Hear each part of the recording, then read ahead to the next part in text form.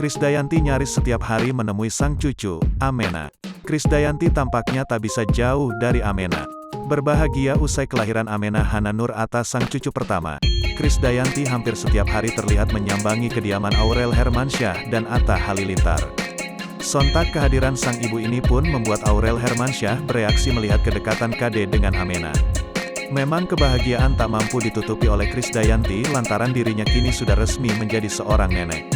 Tak kalah dari Ashanty, mantan istri Anang Hermansyah tersebut pun memberikan perhatian penuh pada Amena yang tampak makin menggemaskan setiap harinya.